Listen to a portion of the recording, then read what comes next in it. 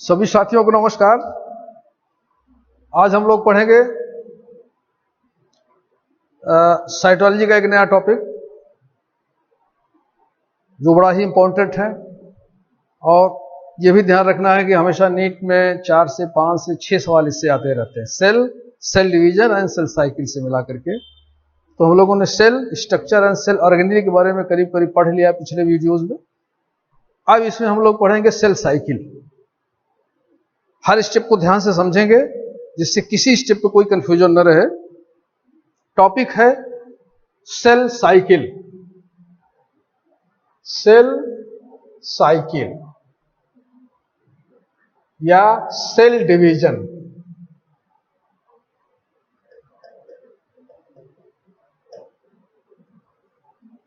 Very important. Cell and cell cycle. Cell हम लोग जानते हैं कि किसी भी ऑर्गेनिज्म का स्ट्रक्चरल और फंक्शनल यूनिट होती है, और एक ही सेल से पूरी बॉडी की सोमेटिक स्ट्रक्चर बनता है। एक सेल से डिवीजन होकर के पूरी बॉडी का निर्माण होता है। और सेल साइकिल और सेल डिवीजन के बारे में जो खोज किया, जो बताया इसके बारे में, वो हमारे हैं वाल्थर फ्लेमिंग।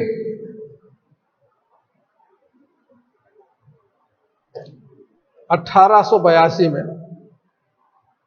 इन्होंने सेल डिवीजन सेल साइकिल के बारे में पूरा स्टडी किया, और ये जर्मन के साइटोजेनेटिक्स थे। ये 1843 से 1905 तक रहे हैं। हमारे ये फ्लेमिंग सर 1905 में इनकी डेथ हुई, 1843 में इनका जन्म हुआ था जर्मन में। 1882 में इन्होंने सेल साइकिल और सेल डिवीजन के पूरे में पूरा स्टडी किया और पूरे डिटेल से समझाया हर स्टेप के बारे में। साइटोकाइनेसिस कैसे होती है, कैरियोकाइनेसिस कैसे होती है, कैरियोकाइनेसिस में सेल डिवीजन कैसे हो रहा है, कितने इसके स्टेप, कितने इसके फेजेज हैं, स्पेशली क्रोमोसोम कैसे कंडेंस होके रिप्लिकेट हो रहा है, कैसे डीएनए की सिंथेसिस हो रही है, कैसे क्रोमोसोम्स का डिवीजन हो रहा है, कैसे एनाफेज में ये दो क्रोमोसोम दो पार्टों में डिवाइड हो रहा है। तो पूरा हर स्टेप के बारे में उन्होंने स्टडी किया और पूरी तरह से हम लोगों को समझाया कि सेल डिवीजन और सेल साइकिल कैसे चलती है। इन्होंने बताया कि जो बॉडी की, ह्यूमन बॉडी या एनिमल की कोई बॉडी, वो 2 भाग में होती है। Somatic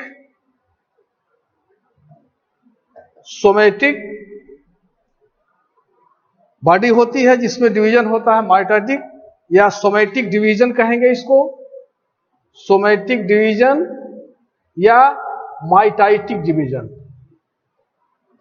mitotic division. दूसरा होता है हमारा गैमेटिक डिवीजन, गैमेटिक डिवीजन या गैमीट्स फॉर्मेशन। जो हमारी बॉडी होती है वो 2 पार्ट में है, एक तो सोमेटिक बॉडी, दूसरा गैमेटिक बॉडी। सोमेटिक बॉडी की जो सेल्स होती हैं वो सेल डिवीजन करके एक सेल से पूरी बॉडी का निर्माण करती हैं। गैमेटिक डिवीजन कहां होता है? हमारे सेक्स ऑर्गन में होता है, स्पेशली टेस्टिस या ओवरी में। टेस्टिस और ओवरी का जो oocyte होती है या स्पर्मेटोसाइट होती है वो सेल, वहां पे गैमेटिक डिवीजन होगा या मियोटिक डिवीजन होगा। इसको हम लोग गैमेटिक डिवीजन को मियोटिक डिवीजन भी कहेंगे। Meiotic division, meiotic division, meiotic division, इसको माइटोटिक डिवीजन। दोनों में थोड़ा सा अंतर समझ लें तो हम लोग आगे चलते हैं। जो माइटोटिक डिवीजन है या सोमेटिक डिवीजन है, इससे बॉडी का स्ट्रक्चर बनता है, बॉडी ग्रोथ होती है, डेवलपमेंट होता है, या इसकी रिपेयरिंग होती है। ह्यूमन की बॉडी में या किसी भी ऑर्गेनिज्म की बॉडी में पूरे पहले बॉडी का स्ट्रक्चर होगा, एक सेल से प्रारंभ होता है, ग्रोथ होगी, डेवलपमेंट होगा। एक दूसरा पूरी तरह से जब डेवलपमेंट हो जाएगा तो उसमें रिपेयरिंग के भी काम चलते रहते हैं। कहीं टूट हुई, कोई इंजरी हुई, कोई इन्फेक्शन हुआ तो उस सेल की डेथ होती है, उसकी जगह कोई दूसरी सेल का फॉर्मेशन होता है, डिवीजन होता है, तो उसका स्थान लेता रहता है। तो रिपेयरिंग जितनी बॉडी में होती रहती है सेल्स की, वो हमारा माइटोटिक डिवीजन से होगा। सेल की ग्रोथ माइटोटिक डिवीजन से होगी, या सेल का डेवलपमेंट माइटोटिक डिवीजन से होगा। जो माइटोटिक डिवीजन या सोमैटिक डिवीजन होता है, उसमें एक सेल होती है, ये जब डिवाइड होगी तो ये 2 सेल में बनती है। माइटोटिक डिवीजन या सोमैटिक डिवीजन, जिससे बॉडी स्ट्रक्चर बनेगा, डेवलपमेंट होगा, उसमें एक सेल जब डिवाइड होगी तो 2 सेल में बनेगी, नंबर 1। नंबर 2, जो डिवाइड हो रही सेल, इसको हम मदर सेल कहेंगे, और जो दो सेल बन रही है, इसको हम डॉटर सेल कहेंगे। मतलब एक मदर सेल 2 डॉटर सेल बना रही है, नंबर 1, 2 सेल। दूसरा, जो मदर सेल है, क्वालिटी सेम डॉटर सेल की होती है। जो शेप साइज मदर सेल की है, shape size and quality same daughter cell की होती है, कोई अंतर नहीं होता। तो मदर सेल 2 डॉटर सेल में बना रही है, अपने बराबर अपना रिप्लिकेट कर रही है। स्पेशली ये डिप्लॉयड सेल होती है, जिसमें क्रोमोसोम पेयर में होते हैं। ये माइटोटिक डिवीजन से जब 2 सेल बनेगी तो ये भी डिप्लॉयड सेल ही होगी, इसमें भी क्रोमोसोम्स पेयर में ही हो गए।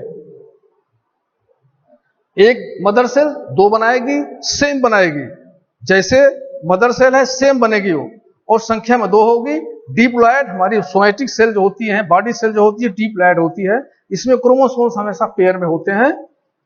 तो ये 2 सेल बनाएगी, डिप्लॉयड होगी, नेचर सेम रहेगा। वहीं अगर मेयोटिक डिवीजन है, उसमें एक सेल है, ये 4 सेल बनाएगी, 4 सेल यहां बनेगी। नंबर 1 डिफरेंस, माइटोटिक डिवीजन में जब डिवीजन होगा 2 सेल बनेगी, सेम मदर सेल के बराबर होगी। Size, shape and quantity, specially chromosome number जो यहां है वही वहां भी रहेंगे। यहां डिप्लॉयड मदर सेल में है, यहां भी डिप्लॉयड ही होगी, पेयर में ही होगी।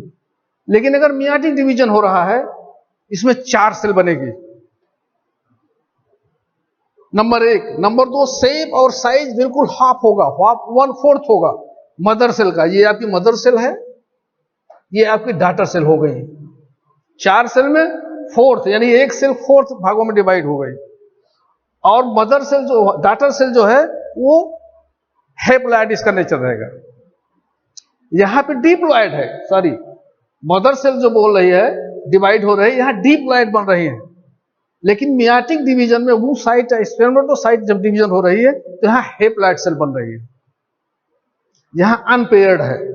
डिप्लॉयड सेल में पेयर्ड है क्रोमोसोम्स, हैप्लॉयड सेल में अनपेयर्ड है, सिंगल है।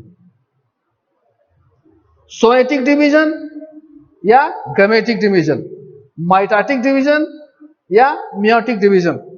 माइटोटिक डिवीजन में 2 सेल बन रही हैं, डिप्लॉयड है, जैसे मदर है वैसे ही आपकी डॉटर सेल है।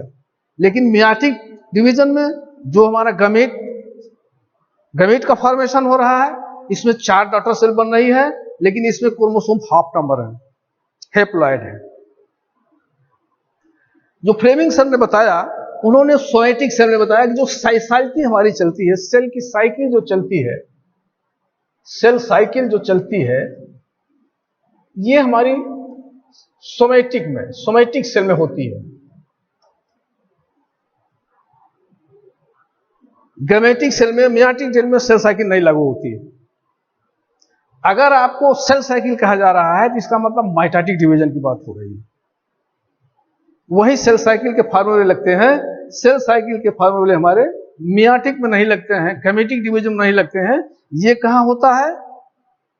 oocyte या स्पर्मेटोसाइट, टेस्टिस या ओवरी में होता है। ये हमारा बॉडी स्ट्रक्चर में होता है, बॉडी डेवलपमेंट होती है, ग्रोथ होती है, या बॉडी की रिपेयरिंग होती है। पूरा इन्होंने सोमैटिक डिवीजन या माइटोटिक डिवीजन के बारे में डिटेल से पूरा समझाया। इसको हम लोग फिगर के माध्यम से समझते हैं कैसे होता है। देखिए एक चार्ट है, इसमें सेल साइकिल के बारे में या माइटोटिक के बारे में हम लोग समझेंगे। पहला जो है वो एक फिगर है जिसमें इंटरफेज के बारे में है, दूसरा है जिसमें माइटोसिस के बारे में है, तीसरा एक फिगर है जिसमें हमारा जो सेल डिवीजन हो रहा है, जो सेल साइकिल चल रही है, वो कैसे कंट्रोल हो रही है, कैसे इसका रेगुलेशन हो रहा है।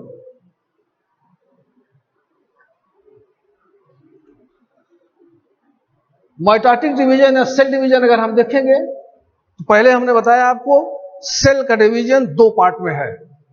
पहला कैरियोकाइनेसिस, दूसरा साइटोकाइनेसिस।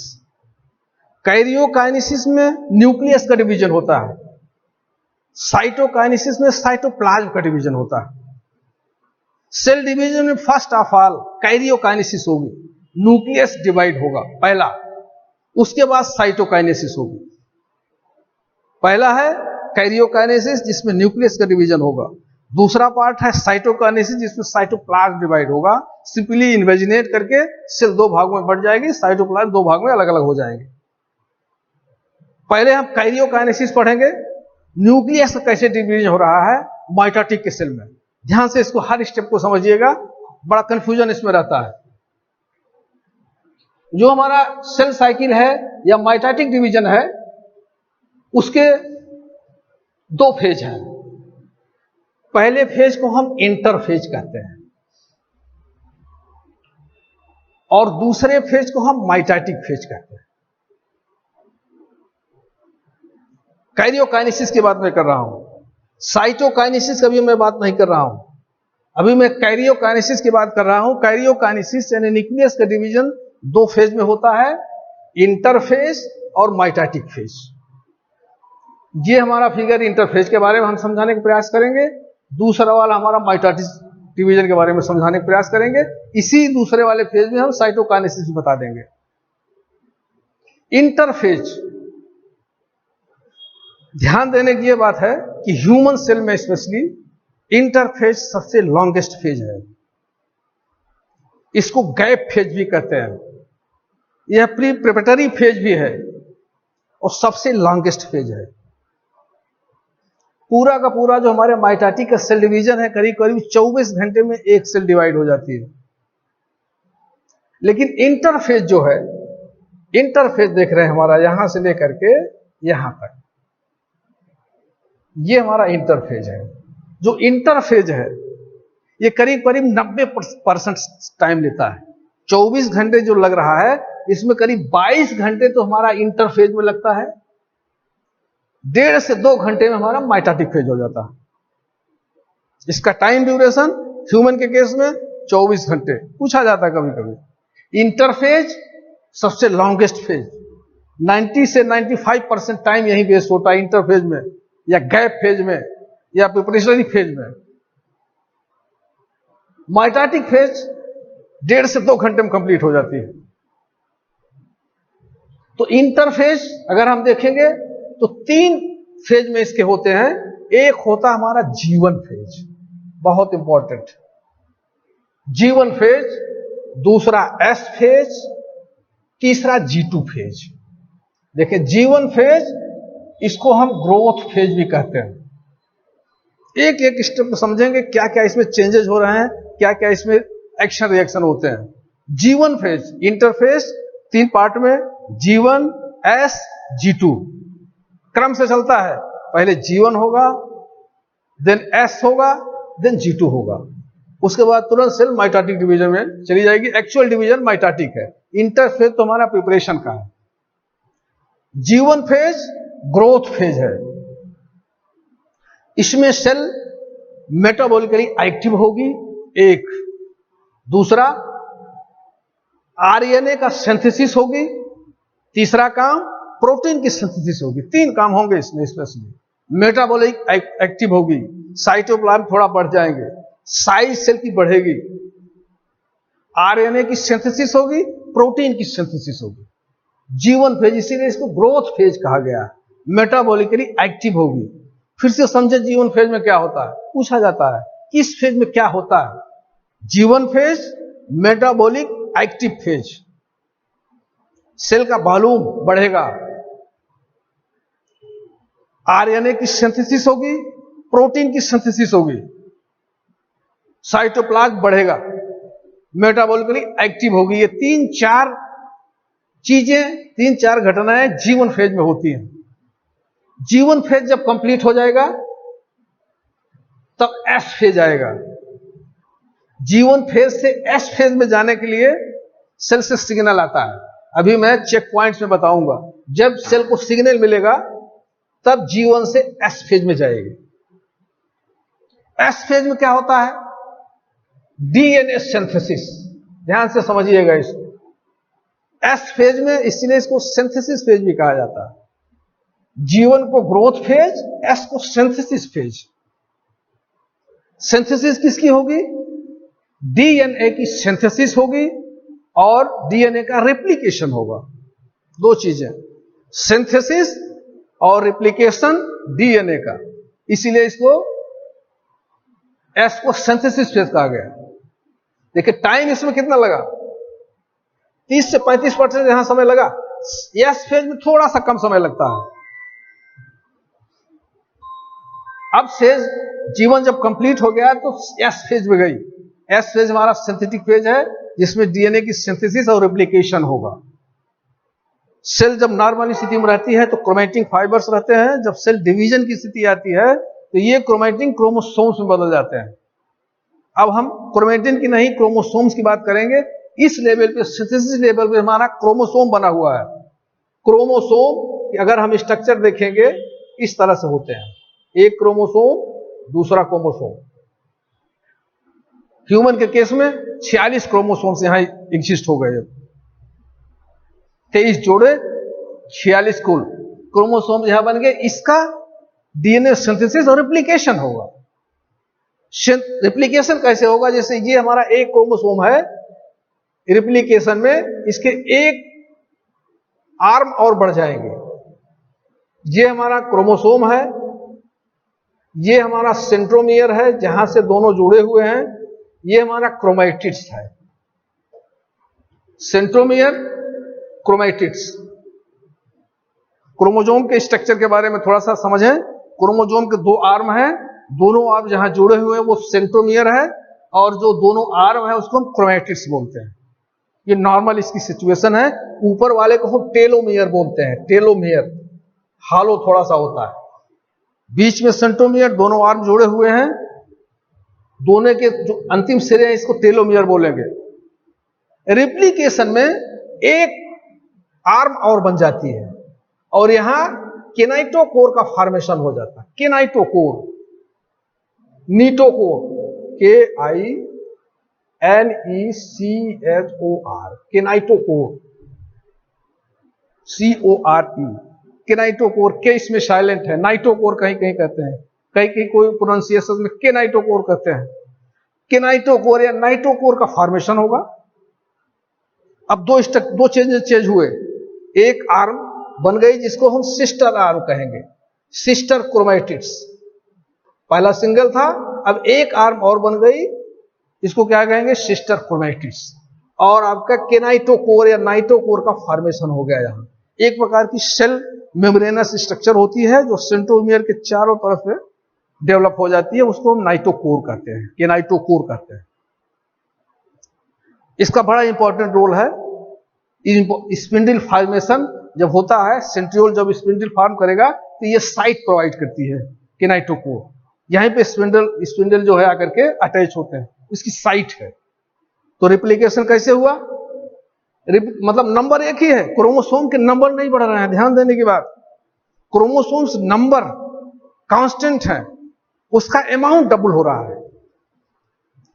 ये देखें आप, क्रोमोसोम पहले सिंगल आर्म था, अब एक आर्म और हो गई और यहां पर केनाइटोकोर डेवलप हो गया, सेंट्रोमियर बीच में हो गया, ये रिप्लिकेशन हो गया। इसी तरह से जितने हमारे क्रोमोसोम्स थे 46, सब के सब रिप्लिकेट हो गए यहां एस फेज में। फिर से रिवाइंड करके आगे चलते हैं। DNA synthesis and replication. Number आपके क्रोमोसोम्स के वही हैं, खाली अमाउंट डबल हो गए।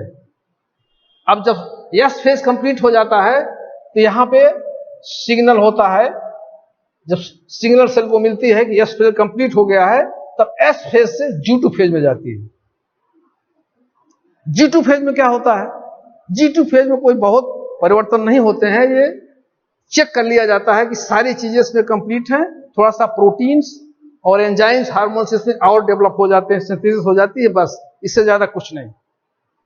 ये एक प्रकार का चेक पॉइंट्स है और मेटाबॉलिकली एक्टिव फेज है।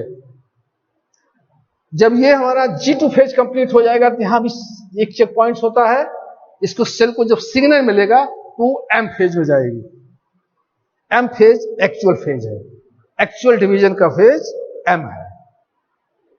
इंटरफेज, फिर से एक बार रिवाइज कर दें, इंटरफेज लॉन्गेस्ट फेज है, 95 से 90% टाइम इसमें लगता है। 24 घंटे सेल डिवीजन में ह्यूमन के केस में लग रहा है, तो 22 घंटे केवल इंटरफेज में लग रहा है। इंटरफेज प्रिपरेटरी फेज है, इसमें प्रिपरेशन होता है सेल डिवीजन के लिए। एक्चुअल फेज माइटोसिस फेज में होता है। ये 3 फेज में है, G1 phase, S phase, G2 phase. ये क्रम से याद रखिएगा, क्रम से पूछा भी जाता है पहले कौन होता है, क्रम बनाइए इसको। G1 phase is growth phase, इसमें मेटाबॉलिकली सेल एक्टिव होगी, साइटोप्लाज्म अन्य ऑर्गेनाइजेशंस में डेवलप होंगे, साइज बढ़ेगी, प्रोटीन और आरएनए का सिंथेसिस होगी। जो डीएनए हमारा रेप्लिकेशन होगा तो आगे सिंथेसिस होगी, उससे रिलेटेड जो भी कंटेंट्स हैं उसका सिंथेसिस होगी जीएनए फेज में। ये ग्रोथ फेज है। जैसे ही G1 कंप्लीट हो जाएगा, सेल को सिग्नल मिलेगा, देन S फेज में जाएगी। S फेज सिंथेटिक फेज है, इसमें 2 काम होते हैं इंपॉर्टेंट चीज, डीएनए सिंथेसिस और रेप्लिकेशन। कैसे होता है? यहां पे क्रोमोसोम का फॉर्मेशन हो गया है, सेंट्रोमियर और क्रोमैटिस बने हुए हैं, टेलोमियर बने हुए हैं। इसमें रेप्लिकेशन में क्या होगा कि एक सिस्टर आर्म्स इसमें और डेवलप हो जाएगी, किनाइटोकोर का डेवलपमेंट हो जाएगा और यहीं से दोनों सिस्टर अटैच हो जाएंगे, इसको सिस्टर क्रोमैटिड्स बोलेंगे। अब ये एक ही जगह 2 आर्म हो गई, यहां पर सिंगल है लेकिन यहां यस पे जाते जाते ये डबल हो जाएगी, 4 आर्म हो जाएगी, 2 इधर 2 इधर, बीच में सेंट्रोमियर है, किनाइटोकोर बीच में एक डेवलपमेंट मसल लाइक स्ट्रक्चर है। ये रिप्लिकेशन मैंने थोड़ा अलग से समझा दिया आपको, रिप्लिकेशन और डीएनए सिंथेसिस। एस फेज जैसे कंप्लीट होगी सिग्नल मिलेगा, लेकिन सिग्नल की मैं बात कर रहा हूं, अभी सिग्नल के बारे में लास्ट में समझाएंगे। जैसे ही सिग्नल मिलेगा, बिना सिग्नल मिले आगे नहीं जाएगी। जैसे सिग्नल मिलेगा कंप्लीट हो गया एस फेज, G2 फेज में जाएगी। G2 फेज और G1 फेज में लगभग समय सेम लगता है, एस फेज में थोड़ा सा कम समय लगता है, 22 घंटे में सब कंप्लीट होना है। G2 फेज में कोई खास चेंज नहीं होता है, कुछ प्रोटीन सिंथेसिस, कुछ एंजाइम्स और डेवलप हो जाएंगे और चेक होगा कि एस फेज में रिप्लिकेशन, डीएनए सिंथेसिस कंप्लीट है कि नहीं। अगर पूरी तरह से रिप्लिकेशन कंप्लीट है क्रोमोसोम्स का, देन अलाउ होगा, सेल एम फेज में जाएगी। M phase is the actual division phase. एक चेक यहां हो रहा है G1 फेज में एस पे जाने के लिए, दूसरा एक यहां भी चेक पॉइंट है, एस फेज कंप्लीट हो गया तो G2 में जाएगी।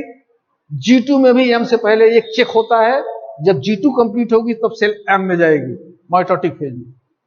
अब माइटोटिक फेज में जरा सा हम लोग अध्ययन कर लेते हैं कि माइटोटिक फेज में क्या होता है। माइटोटिक फेज भी फर्स्ट है प्रोफेज, ये प्रोफेज है। इंटरफेज से प्रोफेज में आई है, इतना इंटरफेज में टाइम लगा। अब ये 1.5-2 घंटे में कंप्लीट होना है, ज्यादा समय नहीं लगता, 24 घंटे में पूरा सेल डिवीजन होना है। प्रोफेज में क्या होगा, क्रोमेटिन क्रोमोसोम्स पूरी तरह से एग्जिस्ट हैं और देख रहे हैं आप 4 आर्म्स, डुप्लीकेटेड क्रोमोसोम्स स्ट्रक्चर पड़े हुए हैं। यहां पे क्या होगा, न्यूक्लियर मेम्ब्रेन डिसअपियर होना शुरू हो जाएगी, सेंट्रियोल्स डिवाइड होगा। जो हमारा सेंट्रोसोम और सेंट्रियोल्स के बारे में बताए थे, यहां सेंट्रियोल्स का रिप्लिकेशन होगा, एक अपोजिट पोल की तरफ सेंट्रियोल बढ़ेंगे। 2 घटनाएं मेन है, nuclear membrane disappear, centrioles duplicate होगा and repel to opposite pole. Chromosome पूरी तरह से एग्जिस्ट है, दिखाई दे रहे हैं, रिप्लिकेटेड 4 आर्म में, और जितने सेल के ऑल ऑर्गेनेली हैं सब करीब करीब डिसअपियर होने लगेंगे। कोई दिखेगा नहीं, केवल साइटोप्लाज्म सेंट्रियोल्स अपोजिट की तरफ में जाने लगेंगे। इसीलिए कहा गया जहां पर सेंट्रोसोम सेंट्रियोल नहीं होता है वहां पे सेल डिवीजन नहीं होता है। कहां से कटा है?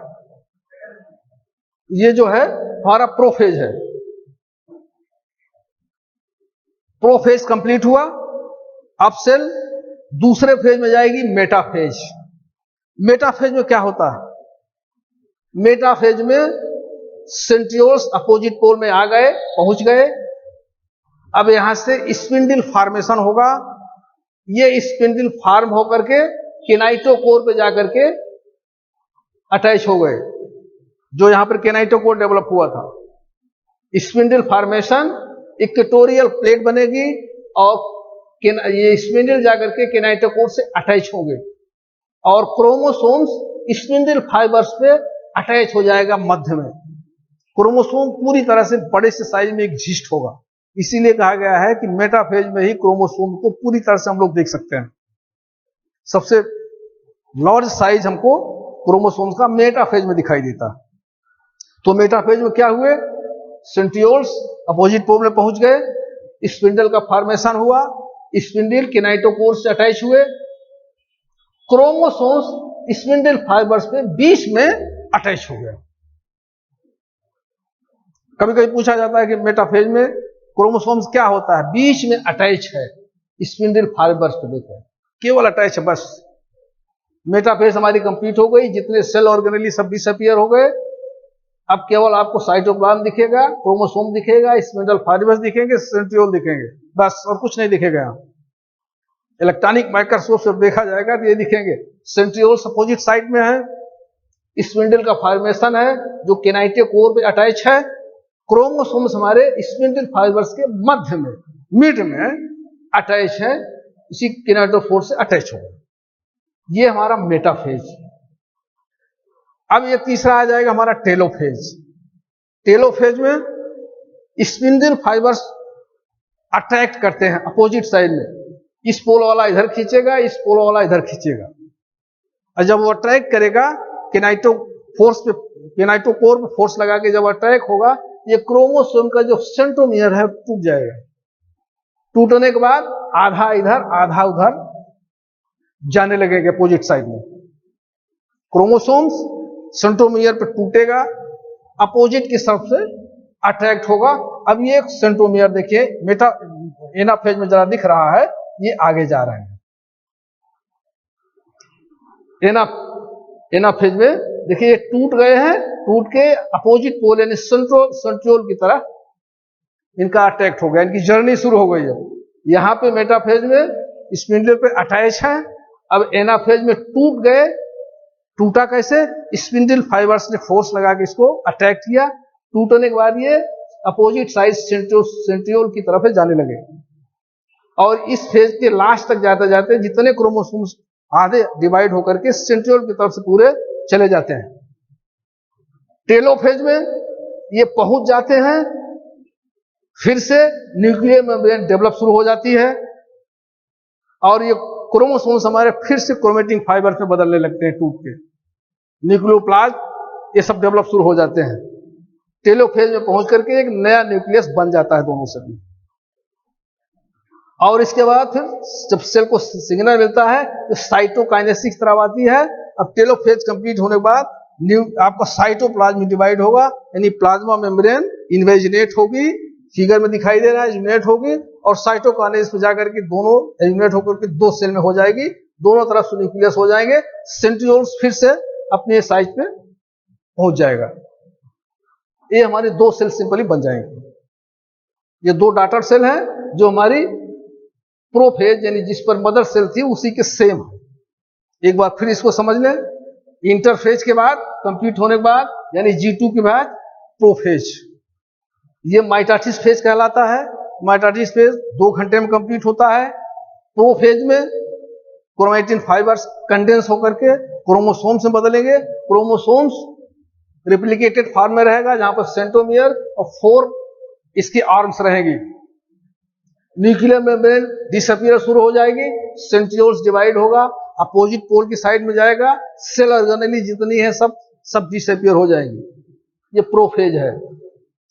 उसके बाद मेटाफेज में आएंगे। मेटाफेज में स्पिंडल फॉर्मेशन होगा। स्पिंडल कौन फॉर्म करेगा? सेंट्रियोल्स। इधर सेंट्रियोल्स डिवाइड होकर के अपोजिट पोल की तरफ जा रहा है। मेटाफेज में अपोजिट पोल की तरफ पहुंच गया। अब सेंट्रियोल्स का क्या काम है? स्पिंडल फॉर्मेशन, स्पिंडल का फॉर्म करेगा, स्पिंडल फॉर्मेशन होगा।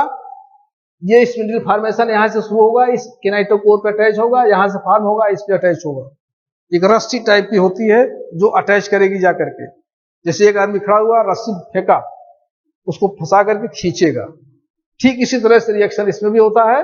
स्पिंडल फॉर्मेशन होगा, किनेटोकोर से स्पिंडल अटैच होगा, इक्वेटोरियल प्लेट बनेगी और हमारे क्रोमोसोम सभी स्पिंडल फाइबर्स के मिड में अटैच हो जाएंगे। इतना प्रोसीजर यहां हो गया। उसके बाद मेटाफेज के बाद एनाफेज में जाएगी। एनाफेज में स्पिंडल फाइबर्स अटैक करेगी, क्रोमोसोम टूट जाएगा 2 भागों में। अपोजिट की साइड में मूवमेंट इसका शुरू हो जाएगा सेंट्रियोल की तरफ, और यहां पे एनाफेज के लास्ट में पहुंच जाएगा। और हमारा न्यूक्लियर मेम्ब्रेन टेलोफेज में देखिए, यहां पे न्यूक्लियस नया डेवलप शुरू हो गया।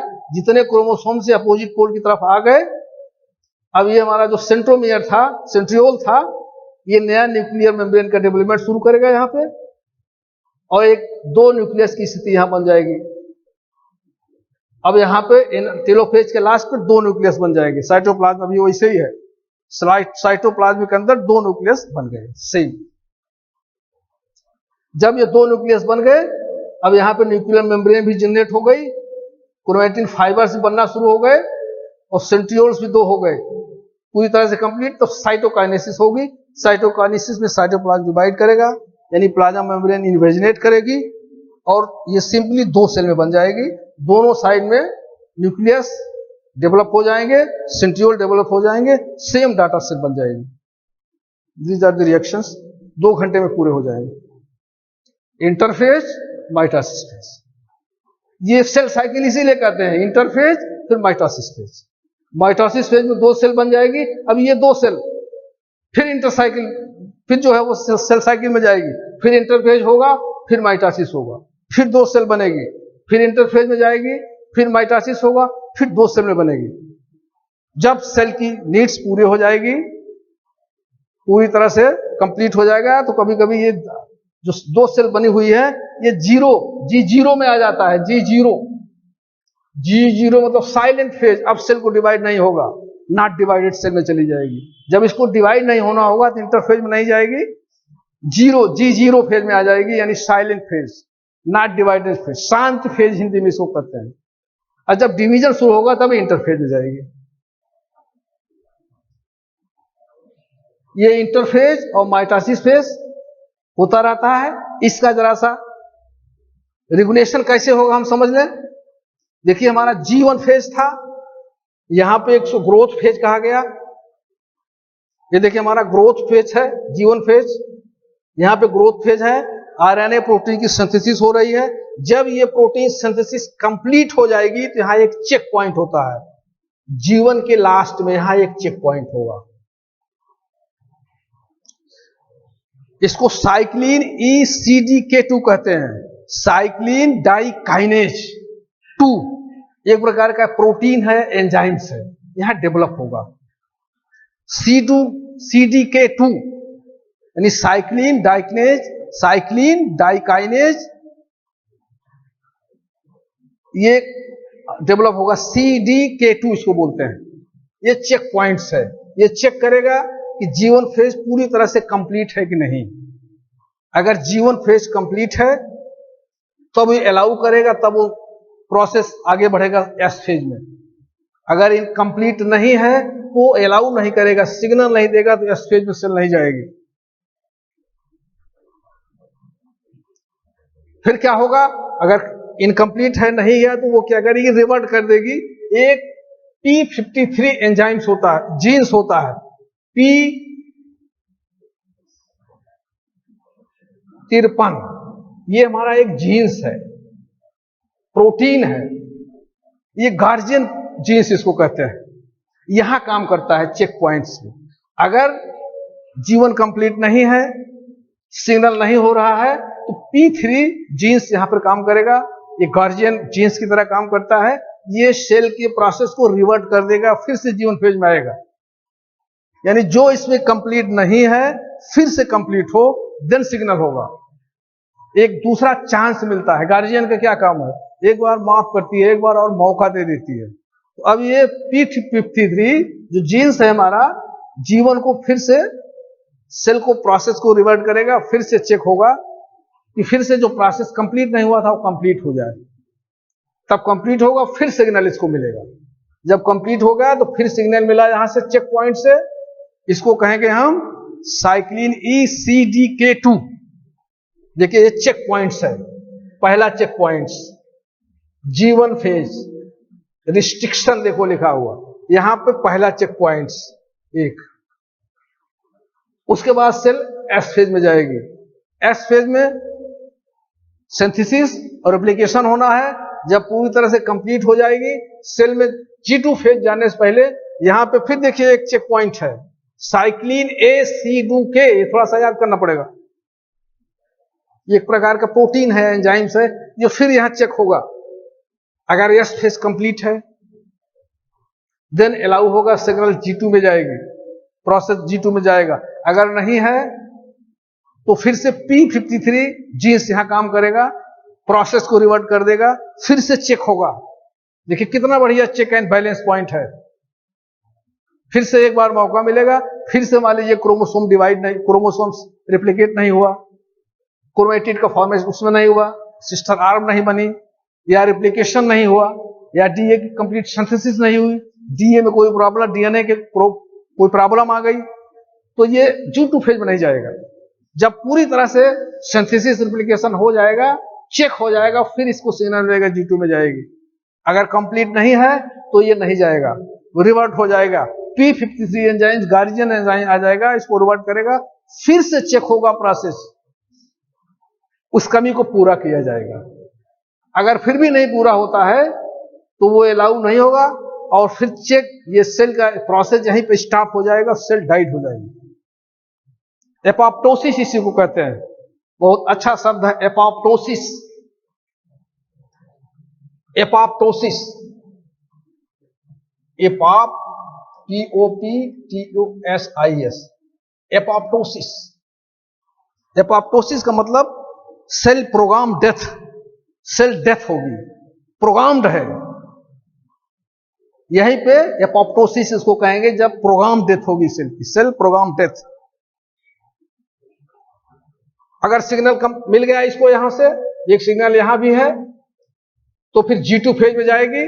G2 फेज में फिर से रीचेकिंग होगी, प्रोटीन सिंथेसिस, आरएनए, मेटाबॉलिक सारे रिएक्शंस, एंजाइम्स कंप्लीट होंगे। तो फिर एक चेक पॉइंट यहां भी है G2 पे, M से पहले G2 के लास्ट में एक चेक पॉइंट यहां है। देखिए ये दूसरा चेक पॉइंट, ये पहला चेक पॉइंट G1 के लास्ट में, दूसरा check point cyclin AC2 S में, G2 चेक पॉइंट्स G2 के लास्ट में, M से पहले एक चेक पॉइंट यहां है।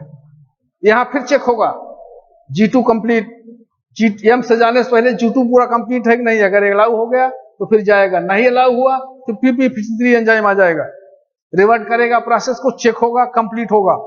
यदि कंप्लीट नहीं होगा तो सेल डाई होगी, एपोप्टोसिस हो जाएगी। अगर कंप्लीट है, सिग्नल मिलेगा, तो सेल M में जाएगी, यानी mitotic actual division. Actual division मैंने प्रोसेस बता दिया, prophase, metaphase, anaphase, telophase. Cytokinesis से पहले एक चेक पॉइंट और होता है M पर, माइटोटिक फेज में। अगर वो कंप्लीट हो गया है पूरे की पूरी तरह से, न्यूक्लियर डेवलप हो गई है, साइटो क्रोमोसोम सभी डिवाइड हो गए हैं, तब साइटोकाइनेसिस होगी, चेक पॉइंट होगा, सिग्नल मिलेगा, तब साइटोकाइनेसिस होगी। अगर सिग्नल नहीं मिलेगा तो साइटोकाइनेसिस यहीं पे स्टॉप हो जाएगी, सेल डिवीजन नहीं करेगी, यहीं बंद हो जाएगी। फिर से P53 जनरेट होगा, गार्जियन जीन, फिर इसको चेक होगा, कंप्लीट हो जाएगा तो फिर अलाउ होगा, आगे साइटोकाइनेसिस होगी, अदरवाइज सेल यही रुक जाएगी। अगर नहीं हो सकता है उसमें रिपेयरिंग तो सेल यही डाइड हो जाएगी, सेल की डेथ हो जाएगी, और इस प्रक्रिया को हम एपोप्टोसिस कहते हैं। इस तरह से चेक पॉइंट्स हमारा जीवन में, जीवन के लास्ट में एक चेक पॉइंट्स, एएस में भी एक चेक पॉइंट से ही काम करता है जो यहां डेवलप है, G2 के लास्ट और एम से पहले एक चेक पॉइंट, एम फेज में, माइटोटिक फेज में 2 चेक पॉइंट्स। इस तरह से करीब 4, किसी किसी बुक में 5 चेक पॉइंट्स होते हैं। ये चेक पॉइंट्स हर प्रोसेस को, हर फेज को रेगुलेट करते हैं। अगर उसमें कमी है तो आगे प्रोसेस नहीं जाएगा, उसको एक मौका मिलेगा, चांस मिलेगा, उसको कौन करेगा? P3 enzymes, P53 enzymes. इसीलिए इसको कभी कभी पूछा जाता है कि गार्जियन जीन्स क्या होता है, प्रोटीन्स क्या होता है। प्रोटीन्स और एंजाइम्स, अगर बार बार हम बोल रहे हैं प्रोटीन्स एंजाइम्स, एंजाइम्स प्रोटीन ही है, प्रोटीन्स एंजाइम्स में होता है। All enzymes are protein. तो प्रोटीन या एंजाइम्स कुछ भी कहिए, एंजाइम्स भी प्रोटीन ही होता है। तो ये हमारा साइक्लिन एक प्रोटीन है, एंजाइम्स। P53 भी एक जीन्स है जो इस चीज को रेगुलेट करता है, गार्जियन जीन का काम करता है। तो इस तरह से हमारा इंटरफेज, लॉन्गेस्ट फेज, इंटरफेज के कंप्लीट होने के बाद माइटोटिक फेज, माइटोटिक फेज के बाद 2 सेल बन जाएगी, same shape, size and quality same रहेगा, डॉटर सेल। ये अगेन एंड अगेन बनता रहेगा, एक सेल 2 सेल बनाएगी, मदर सेल डॉटर सेल 2, फिर वो डॉटर सेल मदर सेल हो गई, फिर 2 बनाएगी, फिर वो डॉटर सेल फिर मदर सेल हो जाएगी। इस तरह से सेल बनती चली जाएगी एक सेल से। एक सेल से हमने कहा था यहां पिछले वाले में, मियोसिस, गैमीट्स जब बनेंगे, स्पर्म और ओवा दोनों फ्यूज करके जाइगोट बनाएंगे। जाइगोट इज सिंगल सेल, यही डिवीजन करके पूरी बॉडी का स्ट्रक्चर बनाएगी, कोई नया सेल नहीं बनेगा। नया सेल बन गया, एक बार बन गया, स्पर्म और जाइगोट्स के मिलन से, दोनों के फ्यूजन से जाइगोट बन गया, बस। अब इसी जाइगोट का डिवीजन होगा, सबसे पहले क्लीवेज होगा। Cleavage is also mitosis. Cleavage और माइटोसिस में अंतर केवल इतने है कि क्लीवेज में डिवीजन होता है, इंटरफेज वहां नहीं होता, जल्दी जल्दी डिवीजन होता है। आप क्लीवेज में अगर डेवलपमेंट में पढ़े होंगे, जाइगोट में क्लीवेज होगा। क्लीवेज का मतलब वहां इंटरफेज एब्सेंट है, डिवीजन जल्दी जल्दी होगा। और माइटोसिस में क्या होता है कि इंटरफेज रहता है, टाइम लगता है उसमें। तो वहां पे एक ही जाइगोट पूरे बॉडी का स्ट्रक्चर बना रही है। ये सोमैटिक डिवीजन है। सेल साइकिल, फ्लेमिंग सर ने जो बताया, सेल साइकिल केवल सोमैटिक डिवीजन या माइटोटिक डिवीजन में ही होता है। मियाटिक डिवीजन में सेल साइकिल का फार्मूला नहीं लगता है। तो ये सेल साइकिल ओवरऑल एक सेल 2 डॉटर सेल बनाती है, interphase, mitotic phase, then interphase, mitotic phase, then interphase, mitotic phase. ये साइकिल रिपीट करती रहती है। और लास्ट में जब सेल को डिवीजन नहीं करना होता है तो जीवन फेज में चली जाती है, यानी साइलेंट फेज या शांत फेज या नॉट डिवाइडिंग फेज। वो जब सेल को सिग्नल मिलेगा फिर इंटरफेज में करके सेल डिवाइड करेगी। इस तरह से डिवीजन होता रहता है। पूरी बॉडी की growth, development and repairing, mitotic phase या सेल साइकिल में 3 चीजें होती हैं। ग्रोथ होगी, जाइगोट से डेवलपमेंट करेगा, पूरी की पूरी बॉडी की ग्रोथ, डेवलपमेंट होगी। ग्रोथ किसी चीज, किसी ऑर्गन का ग्रोथ होना होगा तो ग्रोथ होगी, या रिपेयरिंग। शरीर में बहुत सारी इंजरी होते रहते हैं, बहुत सारे इन्फेक्शन हो रहे हैं, बहुत सारे सेल टूट रहे हैं, इन सब की रिपेयरिंग भी होती रहती है।